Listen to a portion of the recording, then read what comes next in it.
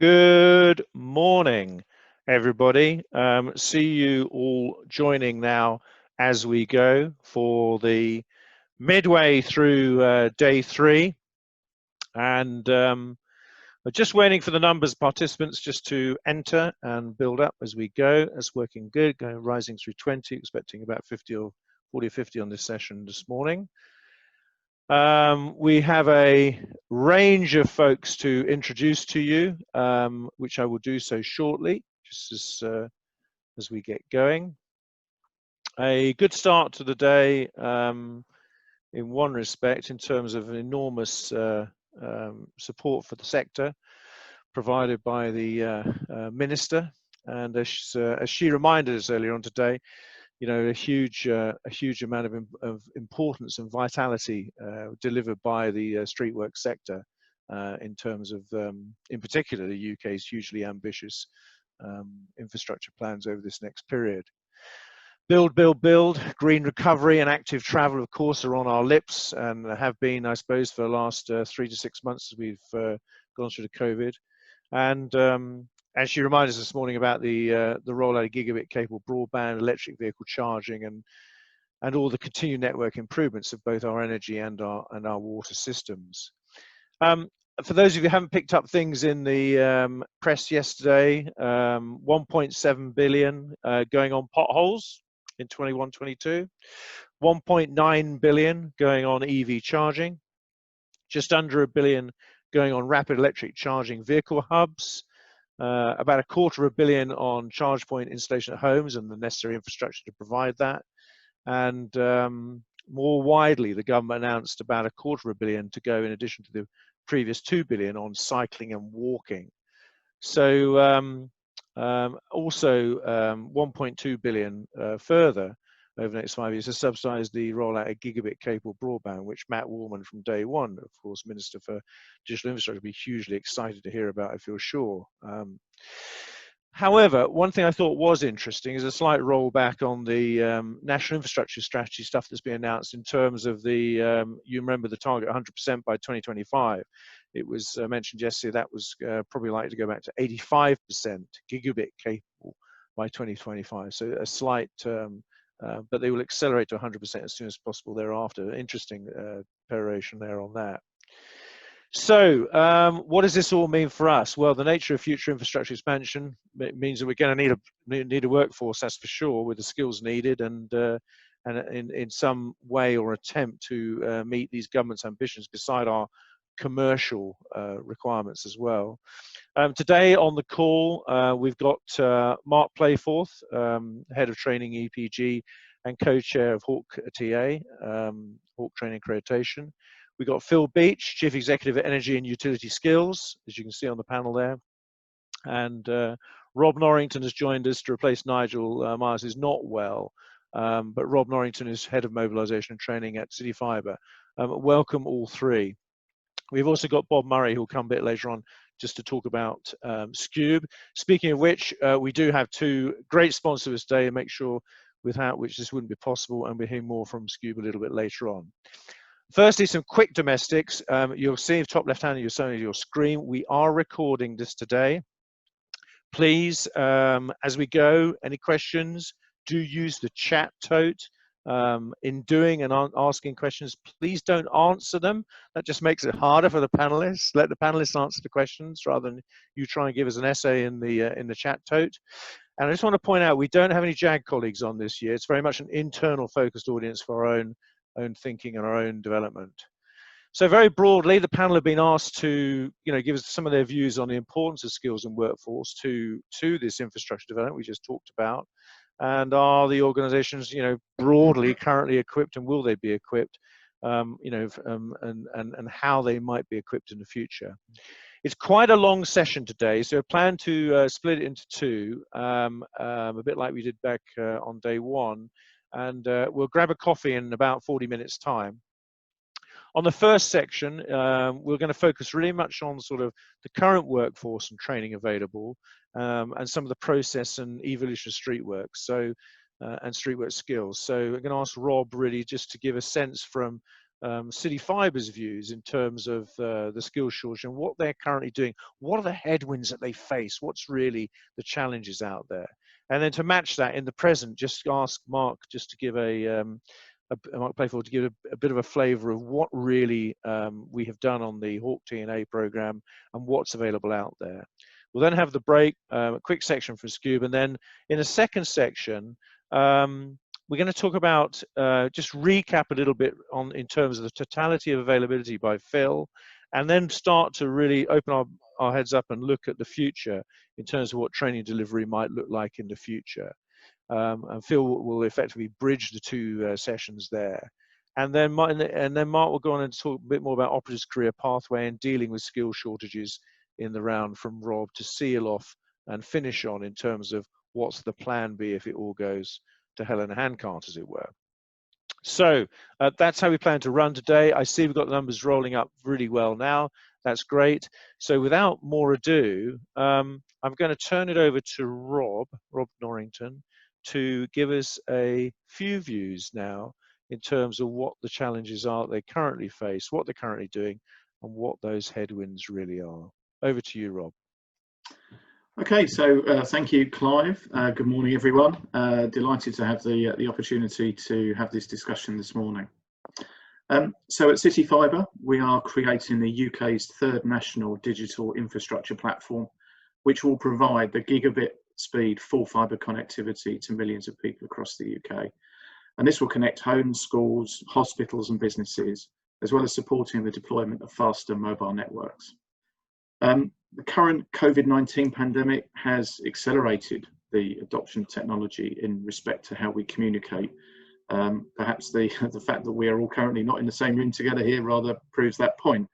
And whilst there will be a return to old ways of working to some degree, we cannot deny that this has fundamentally changed our perceptions of how we can all work more efficiently, more effectively, and with a lower carbon footprint.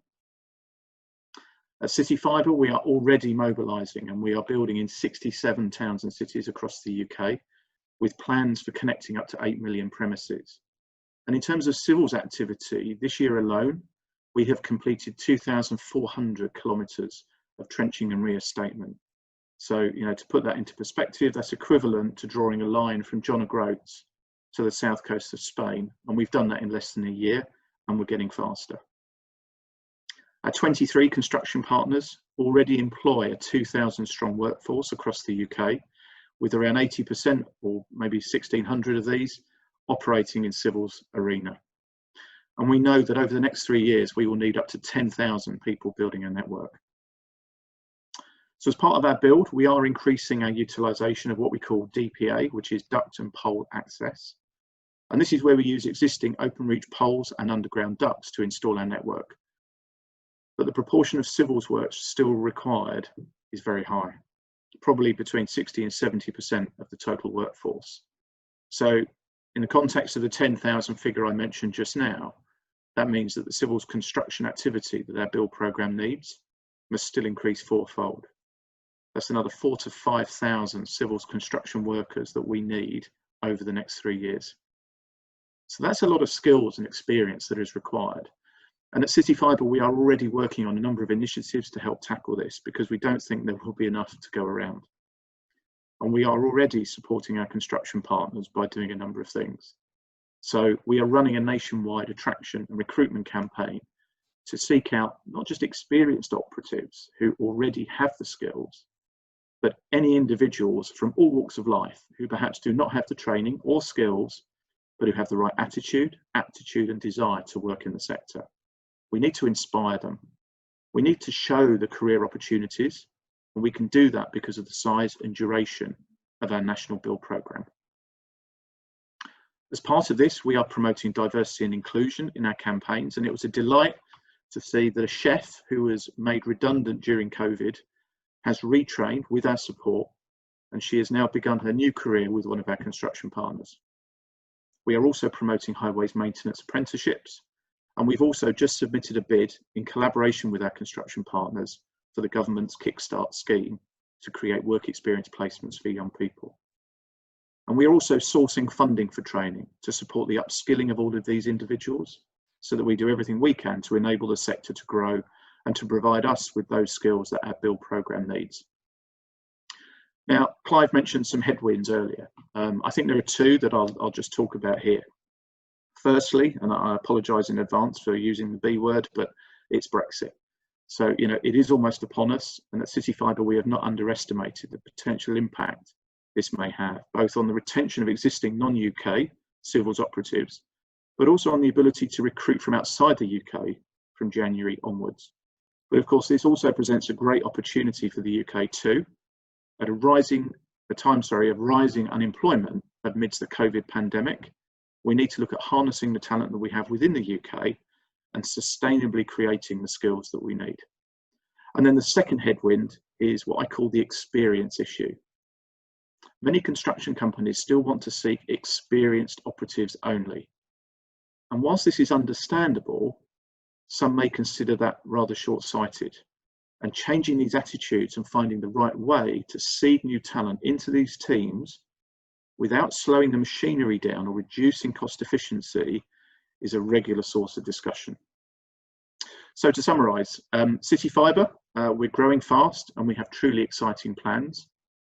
And to enable this, we also need the talent and skills in the civils construction sector to enable us to create the world-class digital infrastructure that the UK so desperately needs and deserves. Thank you.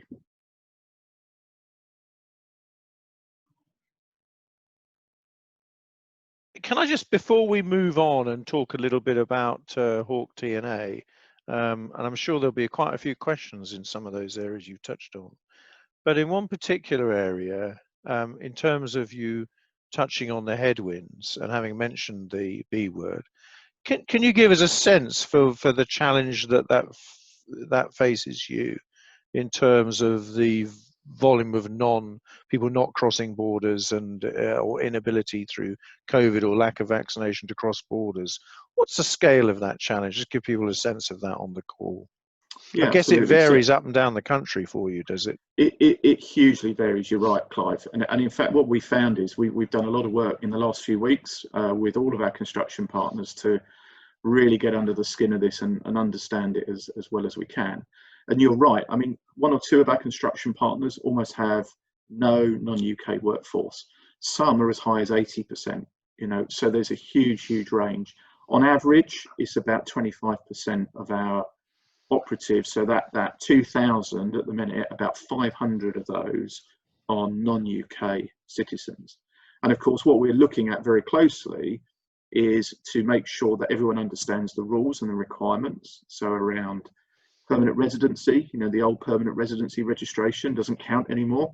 People have to register and apply for settled or pre-settled status under the EU settlement scheme. So we've been doing a lot of education with our construction partners to make sure they understand it, so that if they do want to keep the resources here in the UK into next year, there are some things they can do to enable that. And of course, the second part of that is about you know, the restrictions or the limitations on bringing in new labour once we get to the 1st of January, which then sits into the new point system that will come into effect next year. Okay, thank you for that. All right, there was a question that has actually brought online, as you can probably see, at 11:15. And before we go in to the TNA work, it's probably best if we just address this one from Adam Brunskill. He says, do you believe legislative constraints on permits and SRH guarantee periods impact on the ability to recruit and train staff without previous experience or knowledge? Do you have thoughts on that particular issue? Well, I think this plays into what I said is one of the headwinds, which is the experience question. And I think this is why experience always counts for a lot. And I also think quality of supervision and quality of education and training is also important. You could have somebody who's got 20 years experience, but in the nicest way, they could have been doing it wrong for 20 years. So, you know, I think there's also a piece around, we can train new people. There are advantages to training new people. They're keen, they're fresh, they don't have all the bad habits perhaps, but they still need good quality supervision. So I think it's a good question. I think, you know, and it's one of the things that we continually face, which is we can't do this in a big step change. We can't suddenly create thousands of new people in the sector. What we're trying to encourage our supply chain to do is to seed them in gradually, because the inexperienced workers of today are the more experienced workers 6, 9, 12 months down the line. So if we start now, we can start to grow it in a sustainable and gradual way. So I think you know, that's my view on that, and the sort of the approach that we're taking at CityFibre. Okay, all right, thank you for that. It does actually lean into another question which I had for you, which I was going to bring up later, but it kind of, let's try and deal with that now, which is that interesting point you raise, and I'm not sure it's just relevant to your sector only, but you talk about organizations have a predilection for experienced operators only. I mean, this is obviously an area of careful balance between, as you've just touched on, you may have people who've been doing it wrong all these years, potentially, or doing what they know rather than what's changed in terms of the legislation, governance, or advice notes or stuff like that. To a certain degree, a little bit of laziness because they do what they've always done and perhaps aren't as agile as we wish them to be. But how do you square the circle on this balance between having an experienced cadre who have the knowledge? And we're kind of, you know, since I've arrived in this world, it's always been this sort of sense of, you know, we've got this experience, how do we pass that on to the next generation? Versus the point you've just made is, actually, we don't always need experienced operators. To wit, my chef can be effective in, what is it, a 3-4 month training period? Maybe less than that. It's less than that. Less than that, indeed. So how do you square this circle between experience and non-experience? I mean, we can come on to that in the second section about the future, how we develop those models. But how are you handling that at the moment in terms of, you know, matching that experience and should we say much less experience? Yeah, so I think the main thrust for us really is to work very closely with all of our construction partners. So this is about, they have different organizational strategies and approaches, and we also have to recognise that the mix of direct labour and subcontracted resources varies quite dramatically. You know, we are seeing some trends towards more direct labour, and we think that that's more driven by the longevity of our contracts with them. You know, we're giving the opportunity for 3, 4, 5, maybe even, you know, up to 7 years of work in some instances.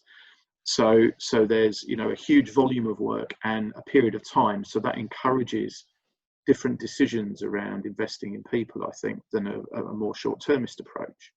So I think what that does is it enables me and my colleagues to have more conversations around introducing some inexperienced and freshly trained labour, and then putting them under the sort of the guidance of experienced gangers and supervisors, so they can grow in a sustainable and safe way, you know. And I've seen the comment there, Clive, you know, about, someone's put a comment in there about, you know, behavioural short-circuiting and quality. You know, quality is absolutely the heart of everything we do, and we put a lot of effort into quality. So, you know, the quality of the training is very important, and this is not about, you know, just getting the numbers. This is about a sustainable quality delivery.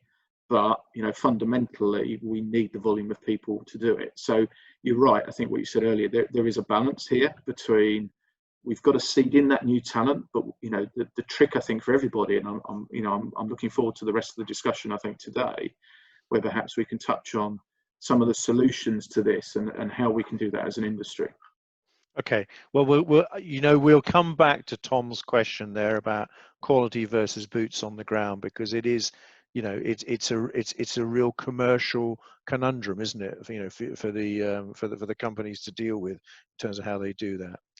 All right, well, let's smoothly move on now to Mark to tell us a little bit about what's been going on in the TNA program, the training accreditation program, in terms of developing that.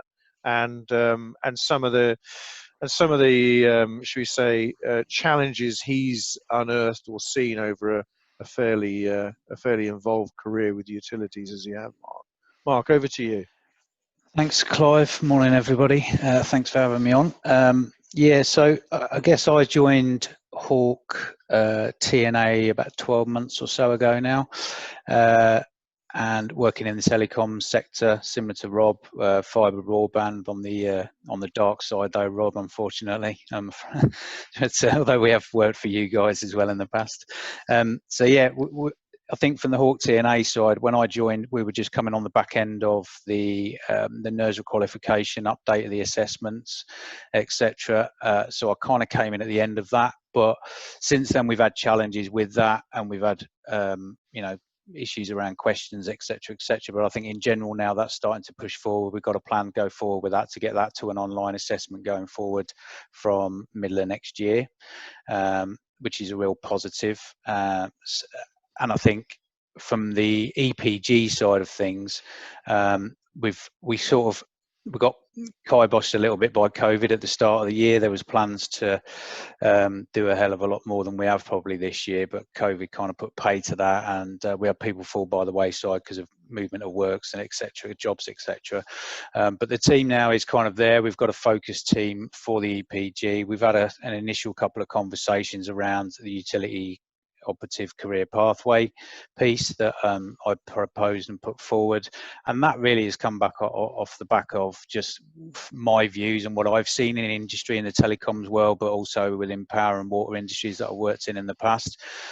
In that, a lot of what Rob's already said, really, the bringing in of new blood, if you like, into industry, into the utilities sector, into the streetworks sector, it's just, for me, it's vital.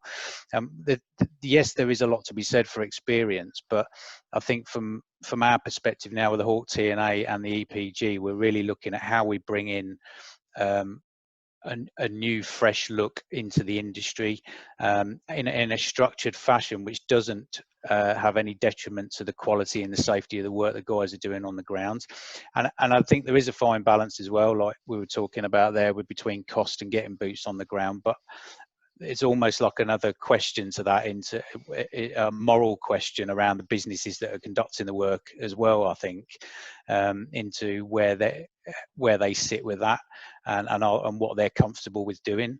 But that's probably not for our decision to make, that's for their decision to make. But I think if you look at it from a moral perspective, we've all got a bit of a duty of care to each other, and we owe that to each other when we're out there working. And I think everyone should use that as an opportunity to actually do things the right way, rather than trying to use delivery as an excuse to get people out on the ground without the proper training, without the right safety kit, whatever it is.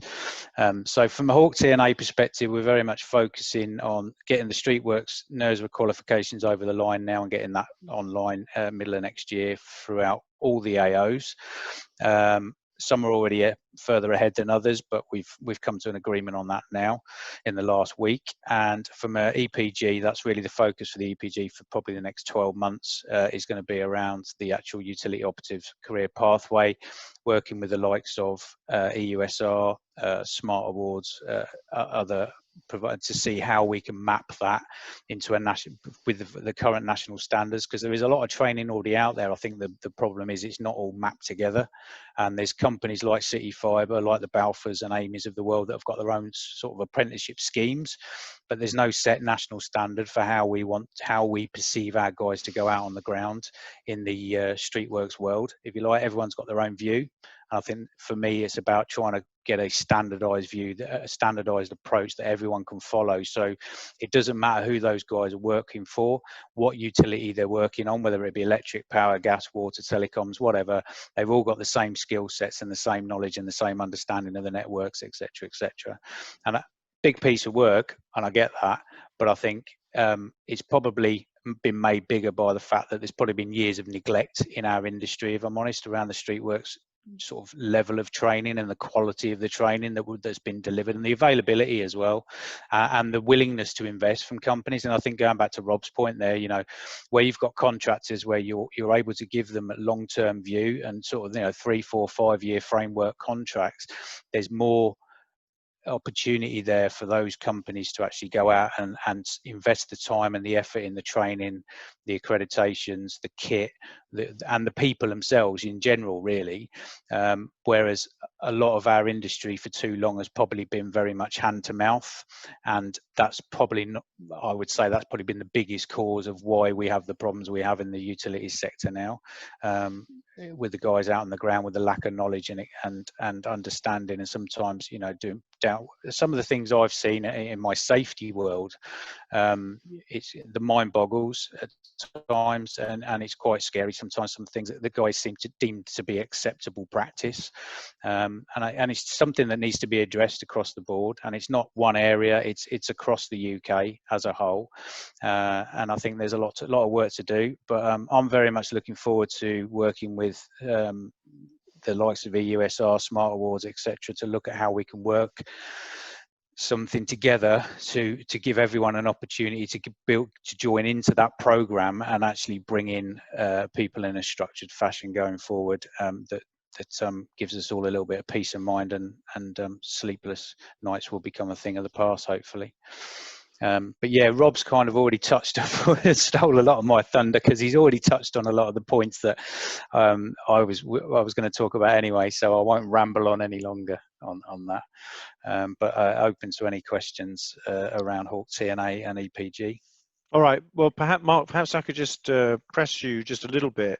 Yep. As you've rolled into the EPG and seen that work that's been underway for 2 or 3 years, how do you feel about what TNA has produced in terms of its, and this is a closed audience here, how do you feel about what TNA has actually produced in terms of, if you look at the, the question sets and the questions that we're actually dealing with and answering there, and the level of stress, do you think it's proportionate? Do you think we've come to a good area?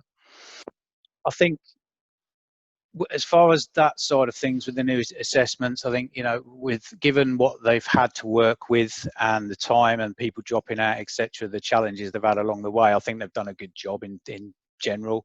Yes, we've had a few issues with the questions, etc., over the last, but we've kind of resolved a lot of that now in the last probably 2 months, and even as close as this week, really, Clive, as you know. So talking to the AOs and coming to agreements on the online assessment. So I think, yeah, there's been challenges and there's been hurdles along the way, but I wouldn't say it's been a bad job.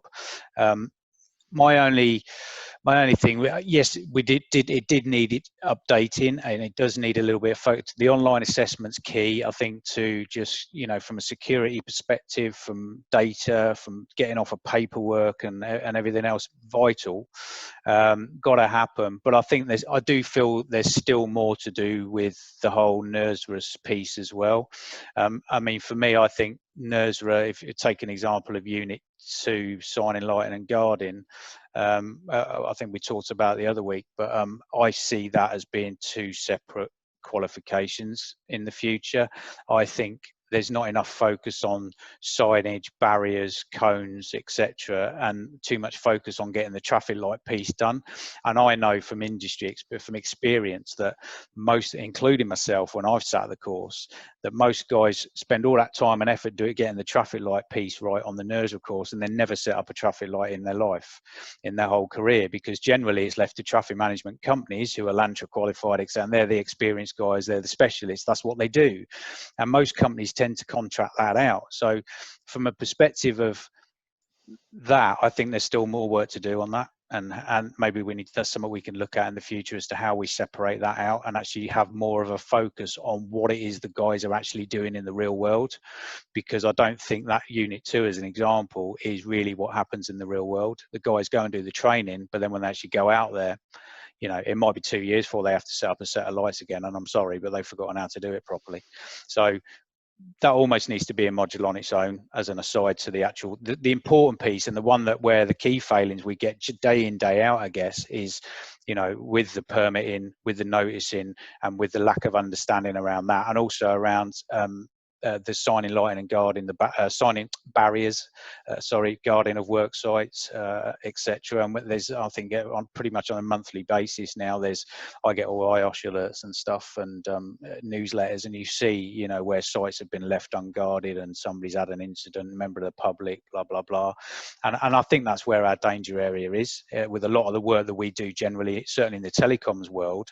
I don't know if Rob agrees, but I think that's the barrier piece is probably more important than the traffic lights to us, because the traffic lights, you tend to you send it out to somebody else who knows what they're doing You with that and let outsource them it. manage it. Yeah. So, but for the guys on the ground, it's just trying to focus on actually what's relevant to them. And I think that's key for the TNA group going forward, is looking at actually what's happening in the real world, maybe getting out and doing some site visits, going out with some of the companies that work with Streetworks UK, get out on some of their sites and actually have a look at what's going on in the real world. And rather than just on what we think we know or what we perceive to know from what other people tell us, let's have a proper, I think almost like get down and dirty a little bit, if you like, for want of a better phrase, and really get stuck into what's actually going on in the real world out there in Streetworks and get an understanding of that, and then take that back and see how we can do something in the future to make sure that's not happening anymore. I think there's still lots to do, but certainly, there's been progress. Nothing's been a waste of time, put it that way. Okay, what good. we've done so far. Two quick questions then, Mark. Let me just ask you to rock back and reflect upon this. The first one is, in terms of, you say we're pretty good at this in terms of where TNA has actually landed. Do you think the priorities are, you talked about SLG, but are the priorities right between the proportionate effort? You mentioned safety. Is there enough emphasis on safety within the TNA work that's there at the moment? I think probably more so. Yeah, I would say at the moment we're probably focusing more on the safety side and not so much on the quality side, if you like. Although for me, the two have always gone hand in hand. It's difficult to differentiate you out, because I've always worked on the ethos that if a guy's out there and he's trained and he's equipped in the right fashion and he's out there doing a quality job, then 9 times out of 10 he's working in a safe manner as well, because he's working in a methodical manner. So I think it's all about the methodology. If you're following the methodology, naturally you should be doing it safely and in a quality way.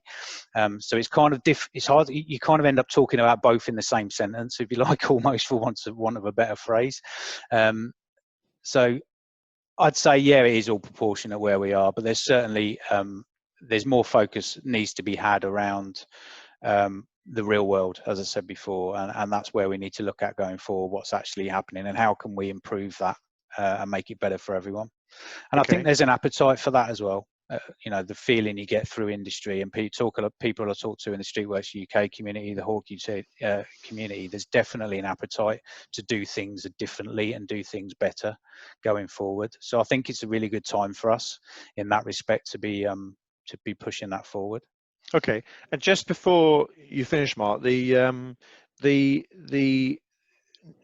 by the way, Tom would tend to agree with you. He would argue, as you can see at 11:28, it's the quality of training, the availability of the quality of training, which is probably less impressive in some of the training centres.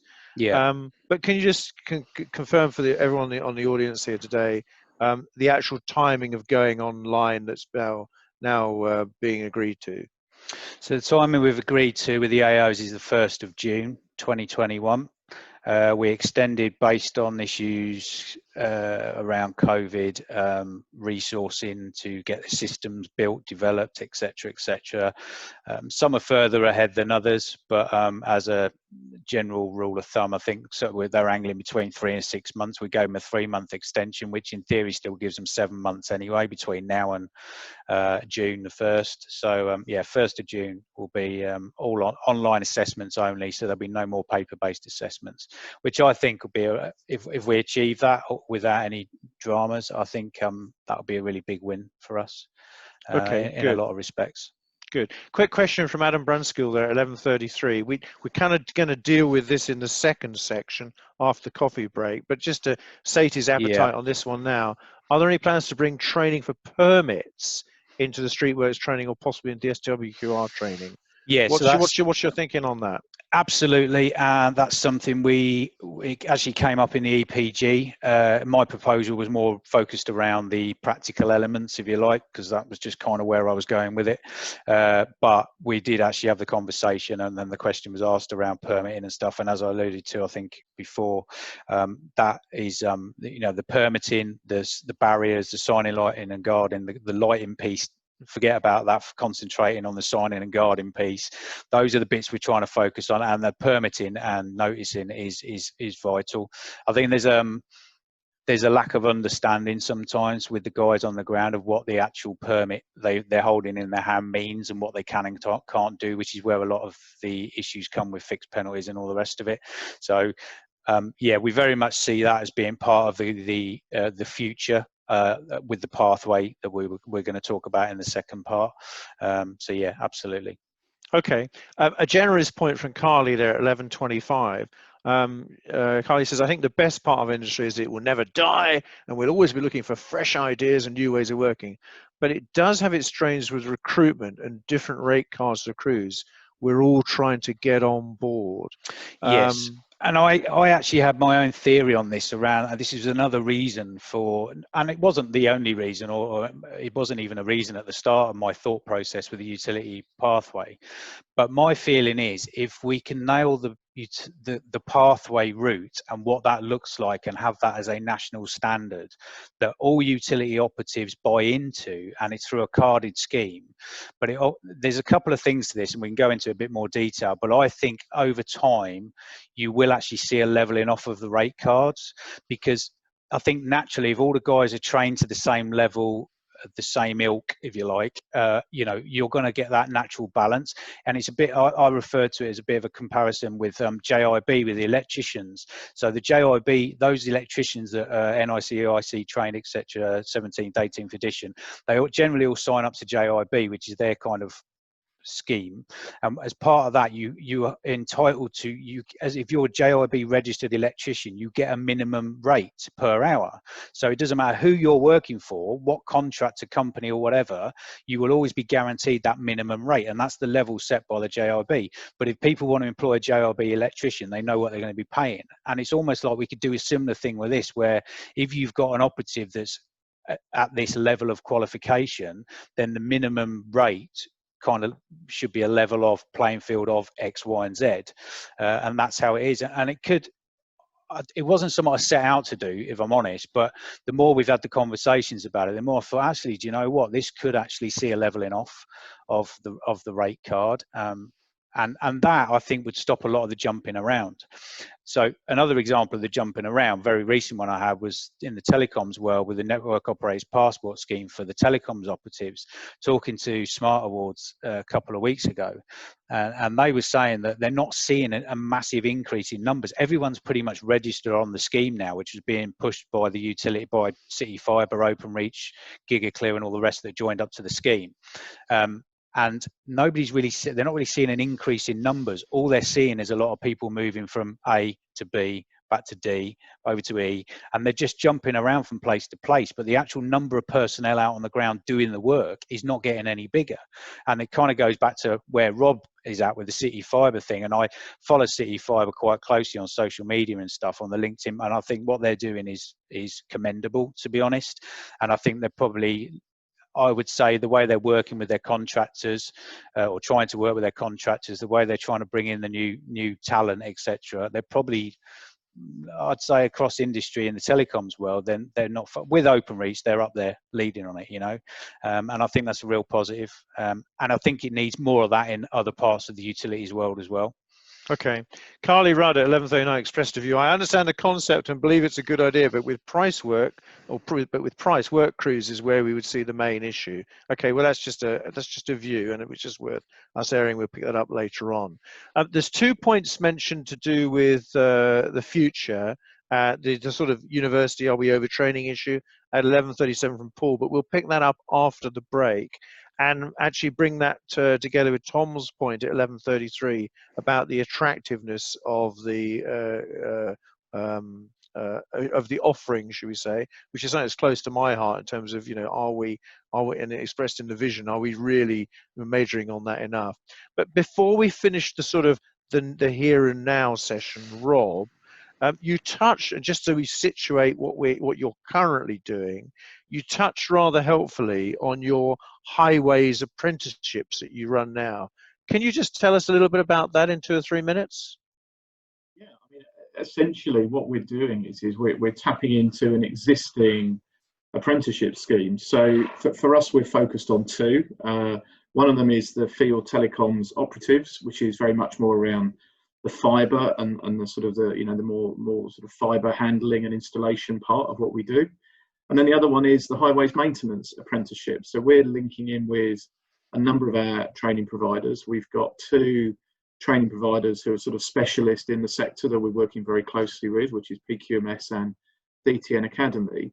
And we're working with these guys, and they can offer those. And of course, there are a number of organisations that can offer these. I think we're just doing that because sometimes we can actually integrate into those courses, because we can change the syllabuses slightly and tweak them and customise them. We can actually drop in some specifics. So even in the civils arena, Mark, you talk, very correctly about the fact that this is, when you're doing utilities in the civil space, actually there's a lot of commonality, whether you're doing power or gas or telecoms or whatever.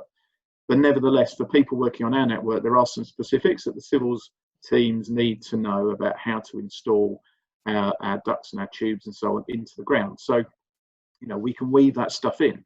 So that's really why I picked that up on that one, Clive. And we've been doing a lot of promotional work with our build partners of the last few weeks. We've been explaining what the apprenticeships are, and we're already starting to get some uptake, and we're planning to launch some the apprenticeship schemes in early Q1 next year.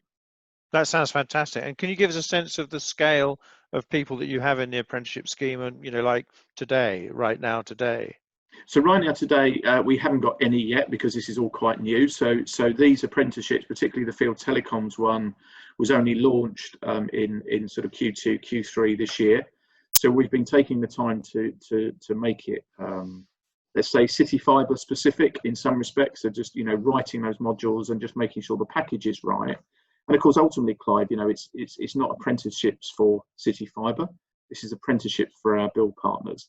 And as I think is widely known in the media, we've just let another 1.5 billion of contracts in another 27 cities, and of course what that's done is that's switched on a whole load more demand.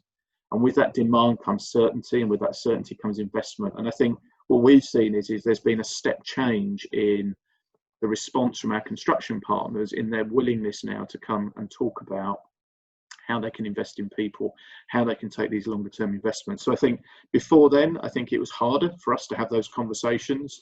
Those conversations are a lot easier now. So right now, we haven't got any that I'm aware of, but that isn't to say we've got a lot coming down the track. We've got a lot of interest from our construction partners, and we expect to be, working with them to get people placed into these apprenticeships very, very soon. Okay, that sounds brilliant.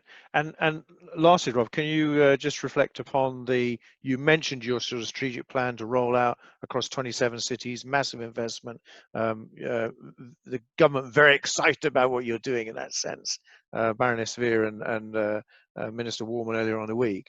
But can you give a sense of how much does the skills and availability of trained manpower drive the selection or of your rollout, by city by city? Can I give you an example? Do you have to say right now, for the sake of argument, in Peterborough, let's assume, I know you've already done that. Let's say in Swaffham, you're not going to do Swaffham because, quite frankly, we just can't get the crews there. Whereas in low unemployment area, let's say to the northwest of Liverpool or somewhere, we can get the crews to drive it in there. So how much is the skills and availability of trained manpower actually driving your rollout strategy?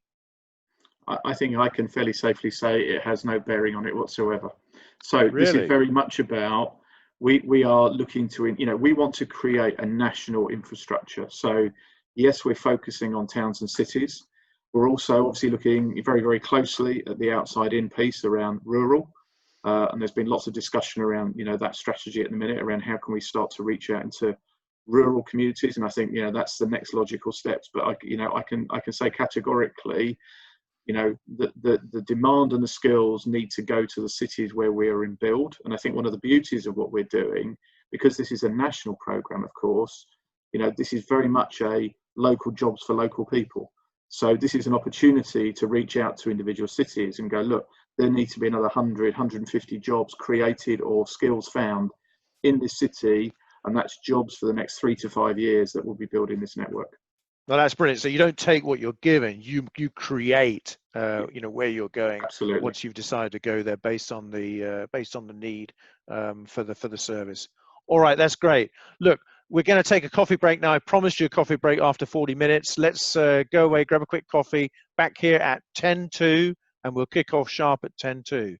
Please all come back and join in then, and we'll deal with the 11:33, 11:37 questions when we come back into that session. Kicking off first of all with Phil Beach, giving us a sense of energy and utility skills about how they see this unfolding now and into the future. All right, thanks very much. See you at 10:02.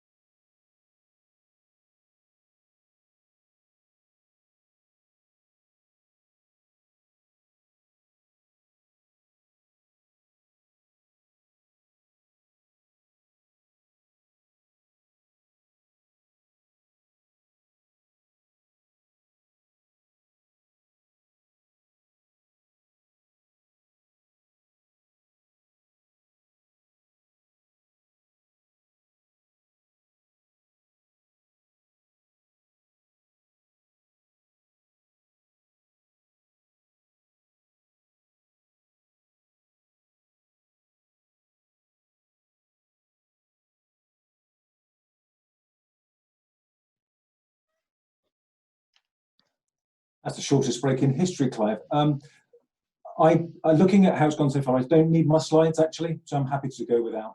It's entirely up to you, my dear chap. I don't think they'll add anything, given how this thing's actually working. Okay. I've emailed Joel.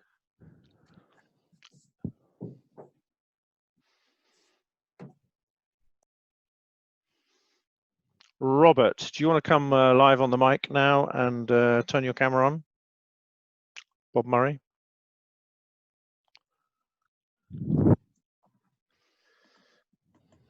Hi, Clive. There we go. Great. Welcome, Bob. I'm having severe connectivity issues today. I've been conducting professional review interviews for chartered engineers, and I found turning my camera off is the only way I've got through them. So it might be better if I turn my camera off. All right, we'll have that off then, Bob. That's great. All right, great to see your face, though. Thanks very much. Thank you very much. Cheers, guys. Okay, super. Right, well, welcome back, everybody. Hope everybody had a chance to grab a quick drink. We've still got all the participants on the call, which is terrific. And Joel, I think we are just about ready for you to take the screen and play a quick intro, and then Bob will come straight back to you then. But Bob, stay live on the mic. Let's go.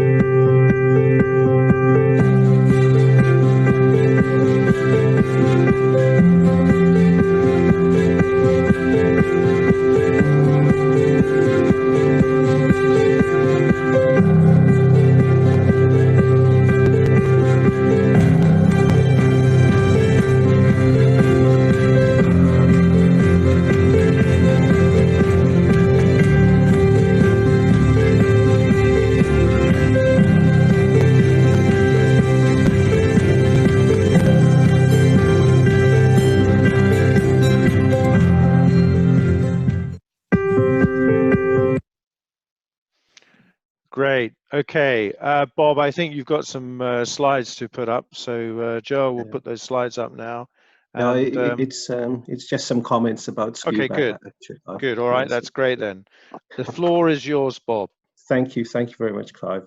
Hi everyone, I'm Bob Murray. I'm the MD of Scube's Energy and Water business. At Scube, we're delighted to support the Streetworks UK conference, something we've followed for a number of years.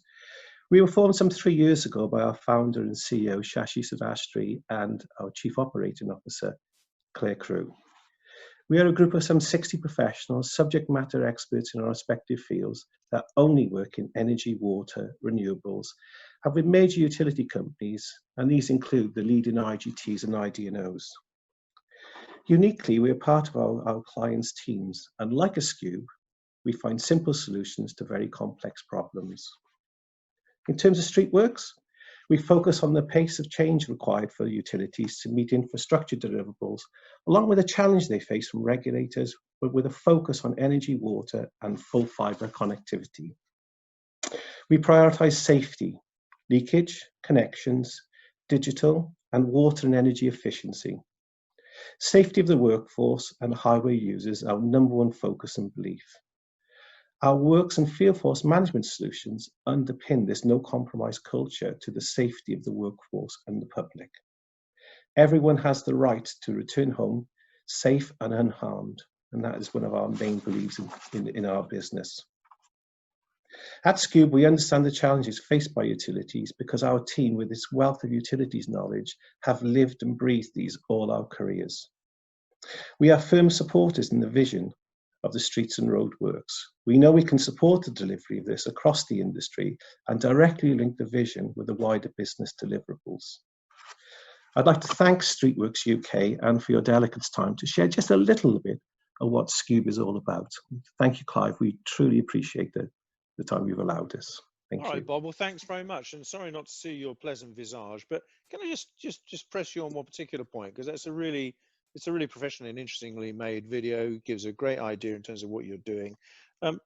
Just tell us about on the vision, digitalization, innovation, skills, collaboration, protecting the environment. For a company like Scube, which aspects of that are probably the most important for you? I think collaboration, we have to make a profit, but I think wider collaboration in the industry. For instance, today, I'll spend most of my day conducting professional review interviews for CNG, and that is something we believe we give back to the industry that gives us everything. Yeah. And I think, but mostly, I think if you push me, I think it's all about, I started work on the shovel and I've ended up in the boardroom. And, safety is really my #1 focus, and particularly for the workforce. I've been in the middle of a road, with traffic whizzing by, etc., and also from the pedestrian's view. So, yeah, I think really safety is, and everything we do centers around that. All right, Bob. Well, thanks very much. And thanks to sponsors. Appreciate that. If you go back on mute now, that'll be great.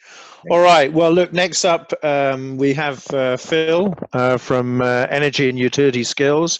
Phil, if you want to come up on the screen now, and really, you know, playing back into where we started today in terms of, you know, the present, and now looking, you know, from your perspective of energy and utility skills into the future. What more motivation could we have, though, from Bob Murray in terms of going from shovel to the boardroom? But over to you, Phil. Thanks, Clive. You've kindly given me 20 minutes to talk through, and I might take some of that. And I would say that I'm grateful that this is a sort of closed session, because I do want to be open and provocative in the comments that I give. And I think what I'd like to do is try and connect some of the comments earlier on around the current situation with the future, and in doing so talk about the sort of nature of the skills system. And my perspectives are informed by two things. Firstly, as Clive said, I'm currently the Chief Exec of Energy and Utility Skills, and I'll talk a little bit about that and why that's important to this conversation. But prior to that, I spent nearly 5 years as the Exec Director responsible for regulating all vocational and technical qualifications in England, including apprenticeships. So to give a bit of a flavour of that and the challenge you face, I regulated 160 awarding organisations, 17,000 qualifications, and designed and delivered the approach to statutory regulation of apprenticeships. And many of you will know that the quality assurance of apprenticeships is all moving towards statutory regulation over the next 2 years. And that regulation touched on all things from BTECs and those higher technical qualifications that are that sit just below degrees, all the way through to qualifications that form part of licence to practice, for example, operating on building sites as part of card schemes. So I've got a really clear understanding of the system and what regulation can do, and I think importantly for us what it can't. More on that later.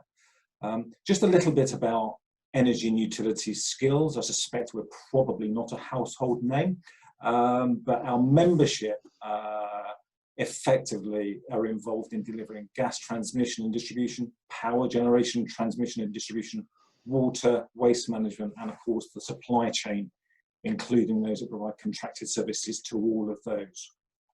So in very quick order, what we actually do as an organisation, first and foremost, we represent members' interests on a range of skills issues, engaging, for example, with government and regulators to make sure skills needs of the sector are understood and catered for. More of that later too. So, for example, in the context of significant reforms to the system in England, we've engaged with the Institute for Apprenticeships, not just in generating new apprenticeship standards, but also engaging with the substantial changes to the wider system.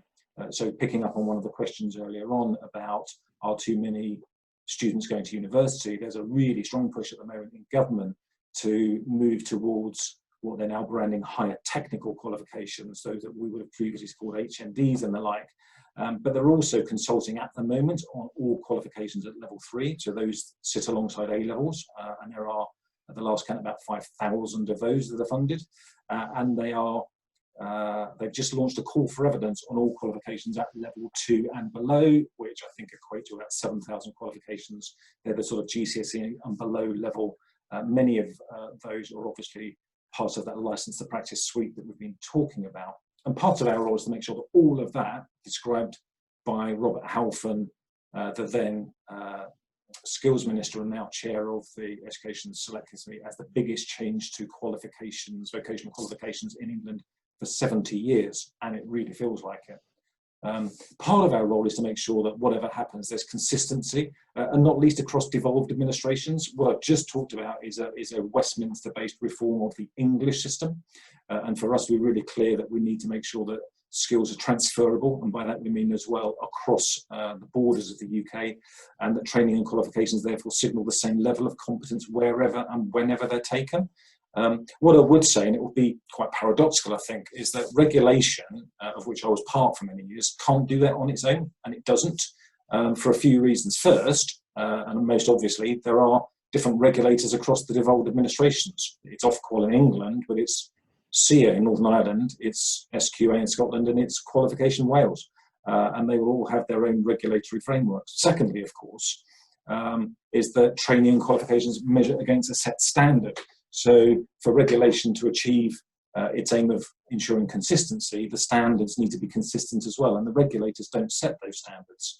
They're set in devolved administrations. And then lastly, and picking up a point earlier on, qualification regulation relates to the assessment. It doesn't relate to the training. The qualifications regulator do not regulate the training that's conducted, they regulate the assessment.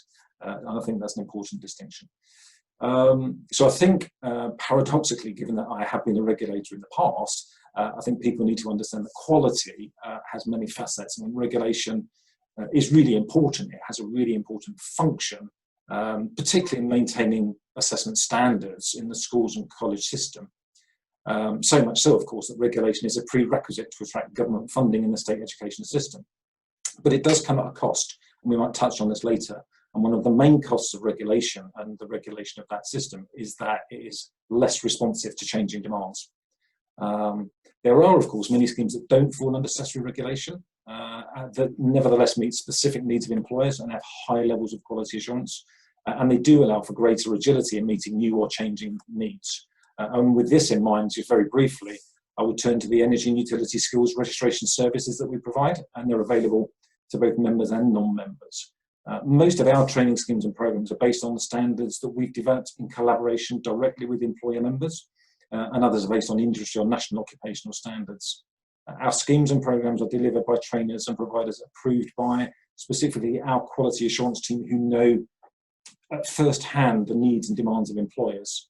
And our assurance process, which includes initial approval and ongoing audits, ensures the consistency and reliability of the training and assessment outcomes. In other words, unlike the regulatory system, we have a purview over both the assessment and the training that's conducted on these schemes. And individuals that successfully complete one of our schemes qualify for registration on the Energy and Utility Skills Register, developed by us for the sector. Just to give you a sense of scale of that, we hold about 300,000 live registrations for the 99 schemes in our portfolio, covering gas, power, telecoms, waste management and water industries, as well as a substantial number of cross-sector schemes. Our largest cross-sector scheme, for example, is in utility excavations. Just to sort of end on that, these aren't regulated by qualifications regulators. What they are high-quality training schemes that have rightly earned the trust of employers that use them and are deployed by us. Just very briefly on apprenticeships, because we are so closely tied in with the employers that we represent, we have been asked, and we have generated with some initial trailblazer groupings to generate a dozen standards, apprenticeship standards. We are the endpoint assessment for those. Most of those, we're the only endpoint assessment against an apprenticeship standard. And we have a really close link with employers that use those apprenticeships. And we're engaged with the Institute for Apprenticeships on their behalf. So, for example, recently working on behalf of members to try and secure better levy flexibility, to work hard on funding bands and funding eligibility. So very much to the fore, representing our members. But just turning very briefly to the future and skills priorities and transition, my comments really here are framed around the energy and utilities, workforce renewals and skills strategy that we published this summer.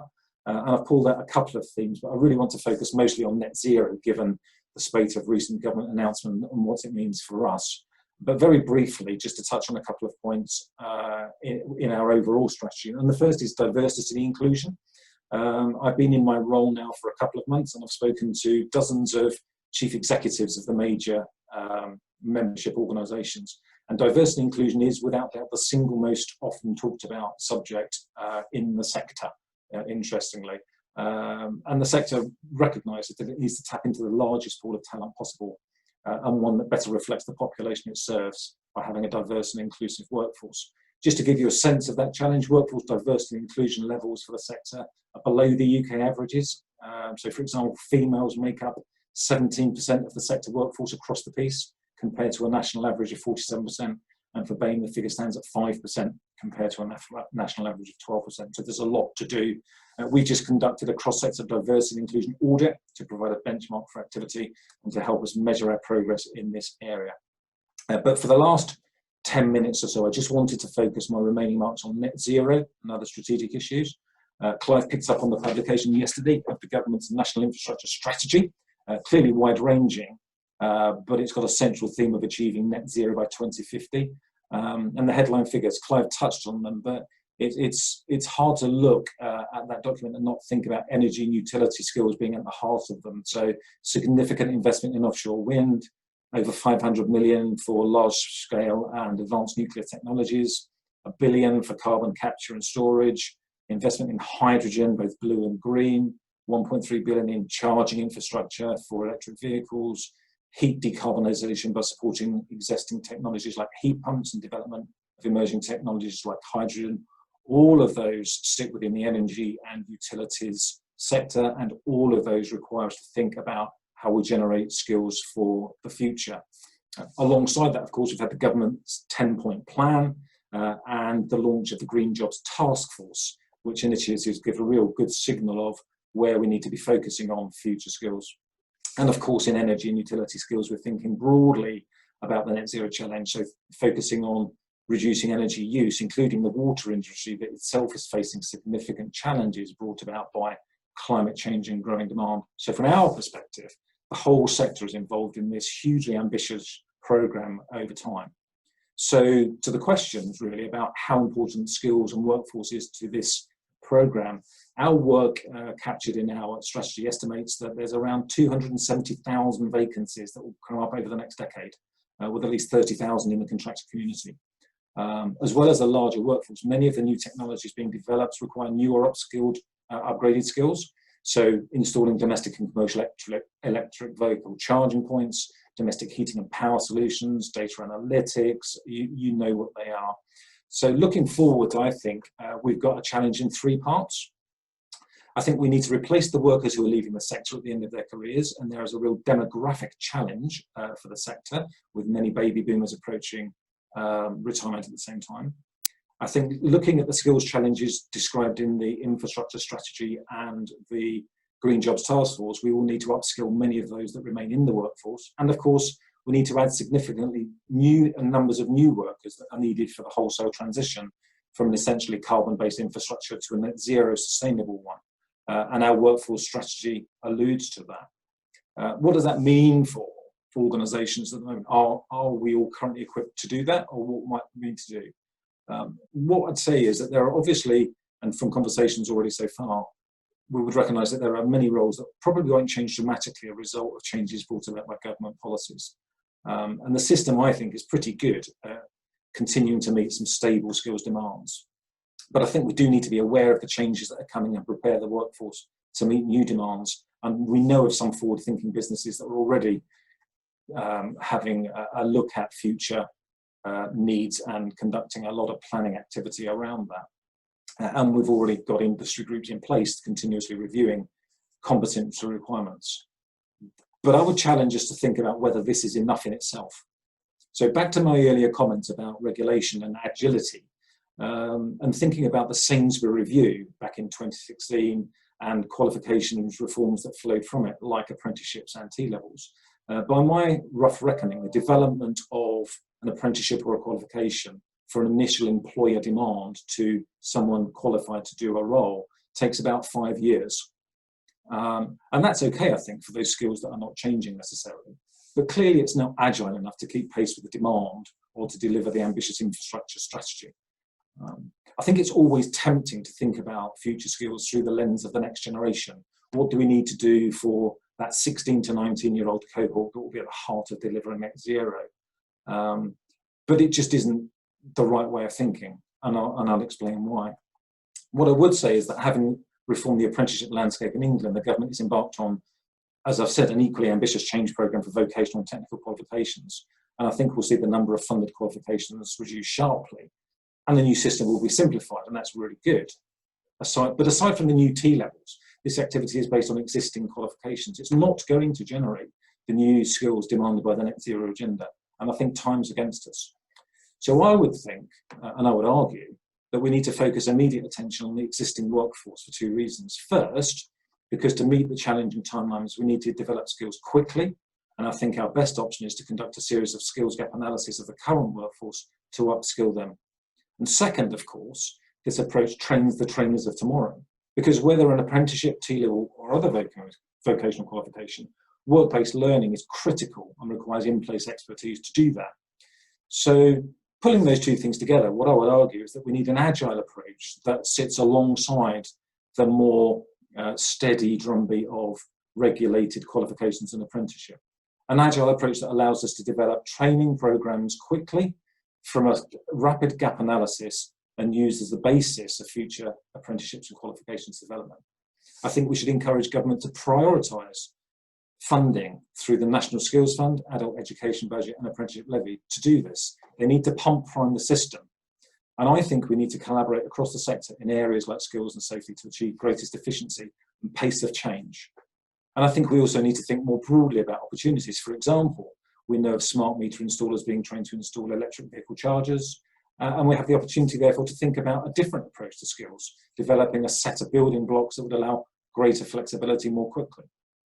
So, from an energy and utility skills perspective, I would say that we're already working on a skills gap analysis that informs future schemes, apprenticeships and qualifications.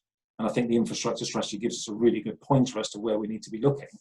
We are developing endpoint assessments for apprenticeships and working closely with them. And we are continuing our strategic workforce planning. But for me, the big question for us is, can we together, collectively, generate a system that is more agile and flexible and meets the skills needs of today? Because to sort of summarize, I think starting to separate out the current skills needs and the needs of tomorrow, I think those lines are now blurred. I think the skills needs of tomorrow are upon us today, and I think it requires action quickly. So hopefully that's enough to stimulate a conversation. I'm very interested to hear what you make of that. Great, Phil. Thank you for that. You sketched out for there, quite a lot of the sort of strategic questions that day to day many of us are not dealing with. So thank you for that. And it's indeed right that you point to, the previous focus on higher level skills, the focus on H&Ds and level 3 that was brought in. We see some of the government, thinking moving quite rapidly in that direction. That points to one of our earlier questions.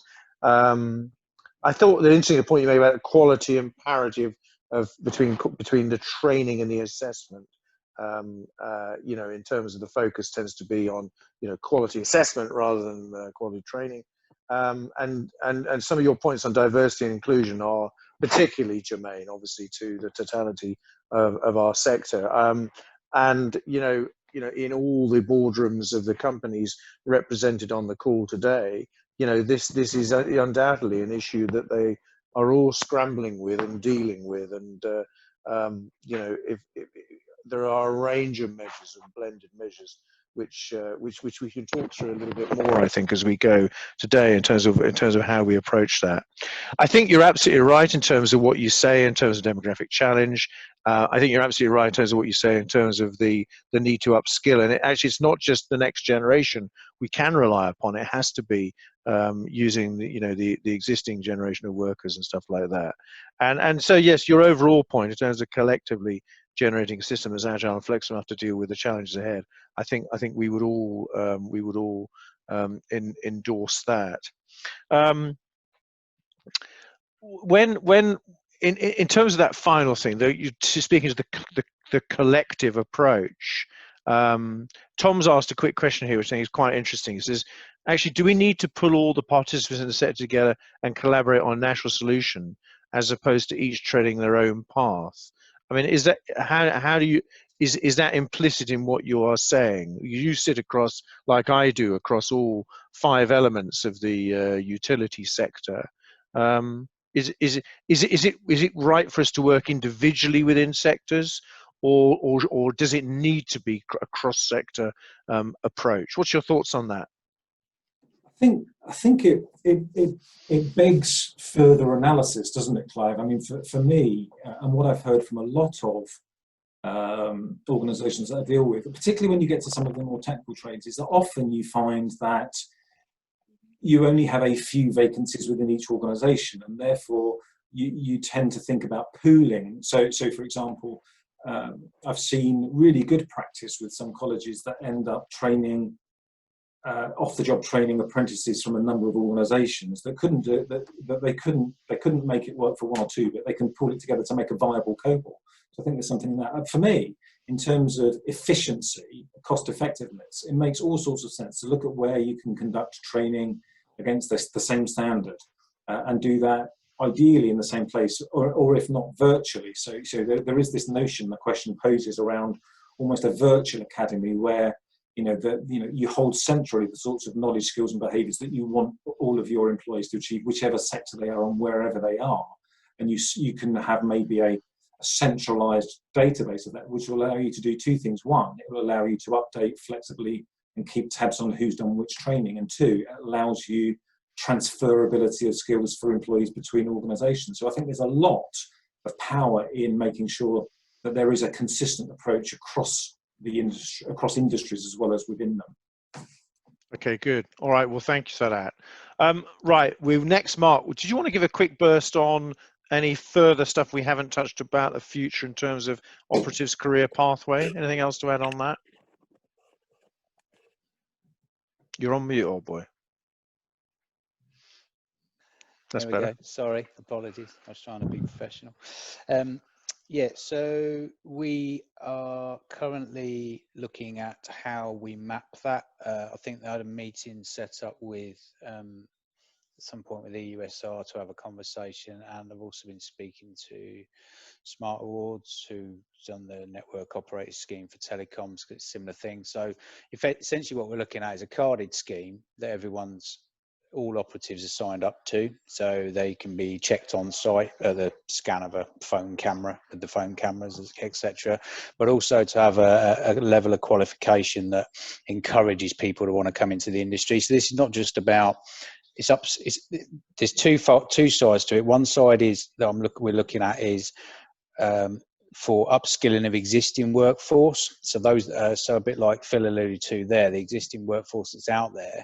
Some of them have got experience, they've got knowledge, but they haven't necessarily got the evidence to back all that up.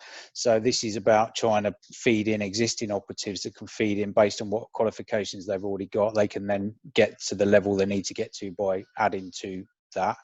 And then you've got fresh start out of the pot apprenticeship schemes, and also the new one that's coming now, which have been made, is T-Skills. Phil, you might know a bit more about that than me, but I think that's aimed a lot at school leavers, those that don't want to go into further education, and it offers like a 2-year apprenticeship, which is both work-based and classroom-based assessment, etc. And then you do like skills assessments as you go through your 2-year program. So that's kind of where my head is at with it at the moment. Is the T-Skills is definitely a good option for bringing in school leavers. But the key thing for me is making it attractive to school leavers. And I think we've had this conversation before in one of our meetings about the attractiveness of the industry. It's not always there. They don't see utilities guys digging holes in the road as being particularly a wonderful job to go into, but I think they're wrong in a lot of respects. I just think we're not very good at selling it sometimes. And if you look at the likes of CityFibre, the Virgin Medias of the world, and Open, they're all using some really funky machinery, if you like, these days. You've got narrow trenching, you've got micro trenching, you've got mole ploughing. There's so much different technology out there being used, but what I don't think we're always very good at is kind of selling that dream, if you like, to the younger generation and actually making our industry more attractive. So part of this whole program for me is not just about putting together a standardized pathway, but also looking at how we communicate that and how we get into schools, how we look at forces leavers, how we look at people that are currently on the dole looking for changing into something else that we can maybe have some transferable skills, or maybe not, or maybe there's just a butcher, baker, whatever, that's wanting to get into something different and try a different path. So it's making it as diverse as possible. And I think, going back to Phil mentioned diverse there, I think male, female, doesn't matter what background you're from, where you're from, etc. I think there's an opportunity for everyone, and my belief is that everyone should be given an opportunity, and that's kind of why I'm passionate about doing this, I guess. From a personal perspective, is that I know when I left school, I didn't know what I wanted to do at 16, 17, but I knew I wanted to work for a living. That's all I knew. I didn't want to go to college. I didn't want to go to university. I did all that later in my early 40s, but I went to university and did my degrees and stuff. But when I was 16, I didn't really know what I wanted to do. And I think a lot of kids at that age are like that now. And I think there was a comment earlier from Paul, was it, about 50% people going, where was the comment? Yeah, so start with a drive to push 50% of school leavers into university and any other options of employment deemed as failure. And I totally agree with that comment, Paul, because that's kind of where my head was at when I left school. There was very much a big push to go on to further education, go on to do A levels, go on to university. But do you know what? It's not for everyone. And some people don't want to do that, and I think this is where we need to get better as industry at really encouraging people at that age to come into our industry and see the benefits of that and the long-term career prospects of that as well. And things like, you know, longer-term contracts, etc., as Rob alluded to, with CityFibre just awarding there, and other companies are doing it as well. That all helps to build that base for people to actually see a career path, a long-term view. And I think the long-term view is very much the important. I understand there's commercials, I get all of that stuff, but it's almost like industry as a whole really needs to wake up and smell the coffee a little bit, if you like, because we're going to end up very, very far behind. There's so much being put on us, and what the government want to get out there, as we've already talked about today. And I like Phil, you know, I think the time is now to really do something about that and change it, because if we wait any longer, we're just never going to get there and nothing's going to be achieved. So yeah, from the utilities operatives pathway piece, there's more to it than just the training. There's more to it than just the standardizing of the training, the quality, the safety. For me, it's about the whole bigger picture thing as well, and how we get that out there. And those are great points, and we talk quite a lot about that in the vision. But we've helpfully leaned back into those points from Tom Lambert at 11:33 about, hey, you know, digging holes is not a bling job, and Paul Poynton's issue to do with belittling working for a living. And you know, we went through a period in the 90s where and noughties when, you know, 50% of school leavers were pushed into university, and if you didn't do that, you were deemed as a failure. You know, I think we're moving the dial carefully on that. But I think the important point you've touched on in terms of the pathway is also, you know, getting right back into the into the schools and actually going there and doing that. So what about that then? What about that? Do we think that is a sensible approach to get back into the schools? Are we doing that, Phil? Is energy and utility skills getting back into the skills? Rob, are you getting back into the skills from CityFibre? Rob? I can speak. Phil's on mute. I was going to let Phil go first. No, you go first, Rob. Rob, you go first. Okay, so yes, we are. I mean, we have teams in the cities. We have a city manager in pretty much every city and town that we're working in, and they do a lot of stuff with, you know, a lot of engagement with local stakeholders and schools and colleges. And in fact, I've got somebody in my team who's very much focused on that engagement with colleges. Because I think, you know, that it depends on which problem we're trying to solve. You know, I was listening with great interest to some of the things that, Phil, you were saying, you know, about some of the challenges and the fact that, yeah, we can take a long-term view of how, you know, the sort of the 3-5 year view, but actually we've got some challenges now, and we can't just hang all our sort of hopes and dreams, if you like, on the long-term solution, because it won't fix the short-term problem. So, you know, if we're going to schools, I think that can play into the longer-term piece, because depending on where they are in schools, by the time they've come out of school, decided they want to come into this sector, and then gone through the necessary training and sort of got their foot on the ladder, then, you know, we're probably a few years down the line. Okay, good. Phil, yeah. You're nodding at that? Yeah, I think yes to both. We need to do both of those things. We need to meet the skills challenges of now and secure the workforce of tomorrow. And we are working quite hard. I was talking to the Duke of Edinburgh award scheme yesterday about that. The sector attractiveness, you're right, is an issue for us. Part of it, I think, and it's something probably for another conversation, is about careers advice for those that don't want to go to university. And it's one of my pet bugbears I had from a previous job, is that if you've got an 11-year-old at school, there's lots of advice, and it's a really clear pathway from there to university in terms of the GCSEs you take, the A-levels you take, and where you end up and what jobs that leads to. If you want to follow a vocational pathway at the age of 14, the vocational choices available to you that sit alongside GCSEs change every year.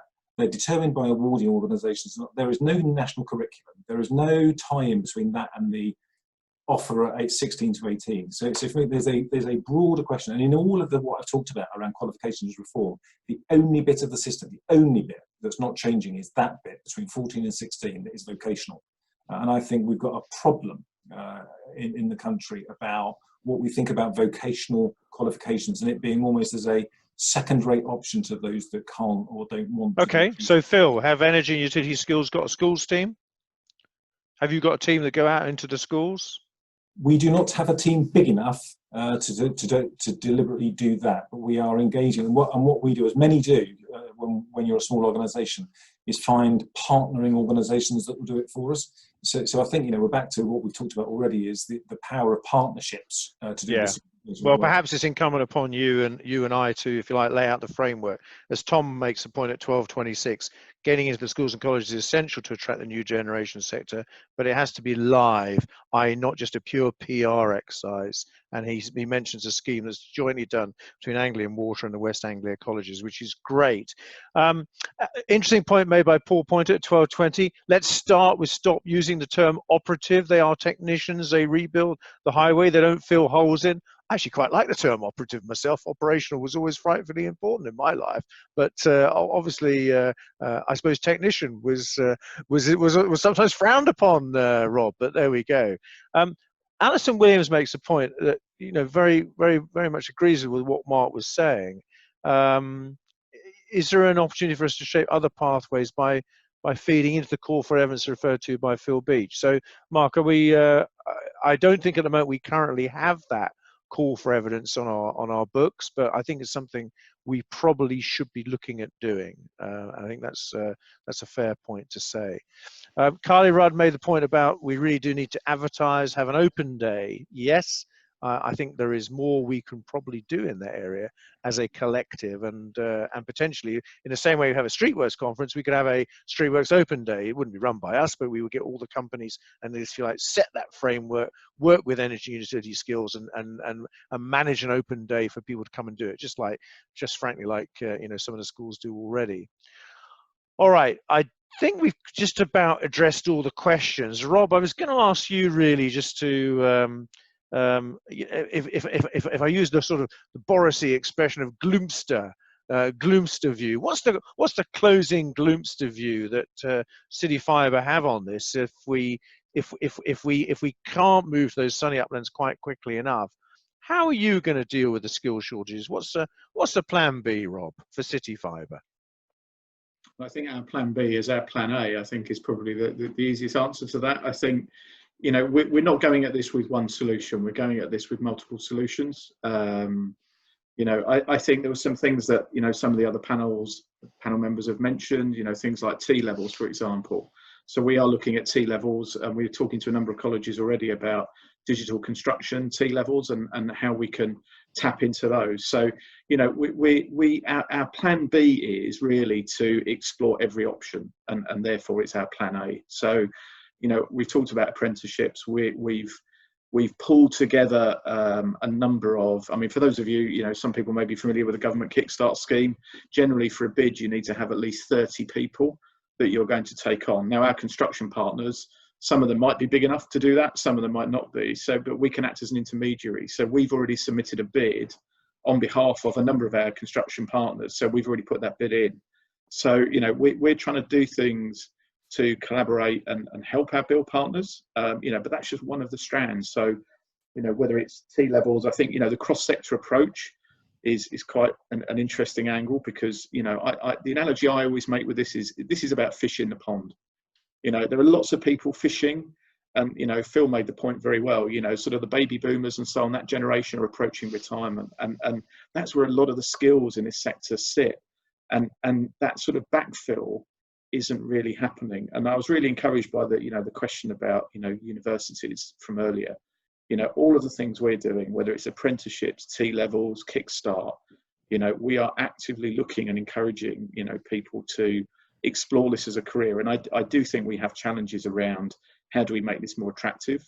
I know Bob's not on the call now, but his bit about shovel to the boardroom. I think part of what we can do, and collectively as a wider sort of sector collective, is this isn't just about you're going to be digging holes in the ground for the rest of your life. It's there's so many facets to this. You know, as Mark said, you know, there are a number of gadgets potentially to play with. You know, and let's face it, not everybody when they leave school wants to be sat in an office, you know, with a ping pong table to, you know, play with at lunchtime, and a nice snazzy laptop, you know, and a couple of bean bags to sit in. You know, some people, they like to be outdoors. You know, yeah, it's not always pleasant. Sometimes it's raining and whatever. But actually, you know, some people prefer the outdoors and the fresh air and a bit of exercise. You know, so I think you can tease out the positives of some of this, and say, look, there is a career here and there are opportunities. You know, and I think, you know, that's really what we need to focus on. So I don't think we have a plan B. We have lots of plan A's. Okay, Rob, that's very positive. I like that's a great way to finish. Let me turn finally back to Mark and Phil just to see if there's any particular thoughts that has spawned in their minds in terms of that. Mark or Phil, anything else to add by way of closing? Not really for me. I think I've kind of said it all. I think just, you know, going back to what Rob was saying there, the whole collaborative approach thing, etc. I think it's vital at this, and I don't think any of us in the industry, any of the industries, can have a plan B at the moment, because I think looking at a plan B is not really an option.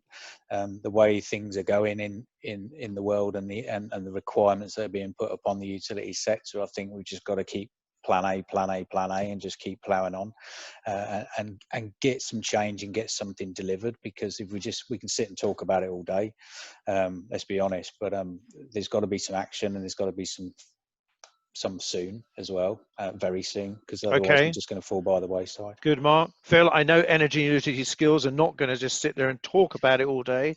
Any other closing remarks from you, Phil? No, we're in amongst the Clive, as you'd expect. I think that the point on collaboration extends in many directions. I was quite interested in the whole sector attractiveness part, because it's something that we sort of worry about quite a bit. Now, I was just struck in conversation just yesterday by the fact that kids of my kids' age talk about very different things to what I did when I was their age.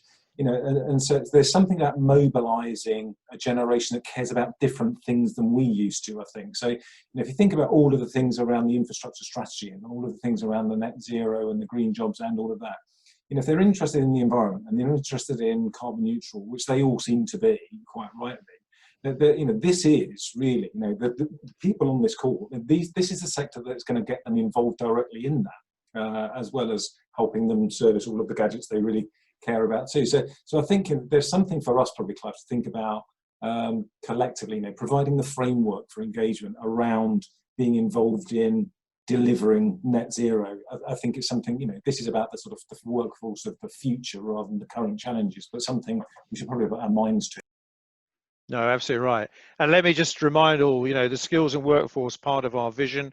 I'll put that particular tab up on the page just now. Skills and workforce, why it's important, our vision for it, and how we're developing that is what we're in the vanguard of producing at the moment, and produce a strategic plan against that.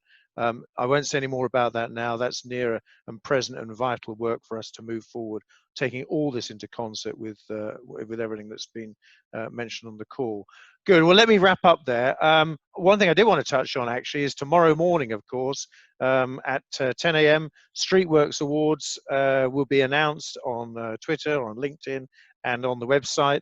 And of course, key amongst one of those is the Rising Star Award, of course, for the person who's come up most through the industry, amongst all the other awards that vital and key awards that we provide.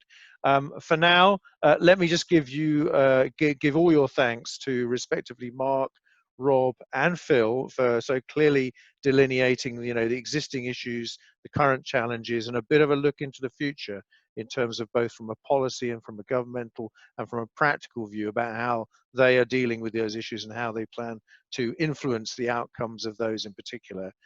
That's it for now for today. We reconvene at 2 o'clock with the policy workshop. We're going to dive into the policy issues there again and really get an understanding of what those things are with Alison Williams and Janet Chapman. And then 3 o'clock excavated waste. Sounds a bit dour, doesn't it, Phil? But actually, excavated waste is a key and important thing for us to reconcile as we continue with street work stuff. And the Jameses will be doing their double act on that. So that's all for now. On behalf of all panelists, you can put a thumbs up or do whatever you want in the chat too. But a big thanks to our team on the call today. Thank you very much indeed for joining us and expressing those views so eloquently, so persuasively, and so clearly for us. Thanks very much, folks. Really appreciate that. And thanks for those of you who have joined on the call today. Cheerio for now. Thanks, See you at 2 o'clock, those who can join. Bye-bye. Thanks, everyone.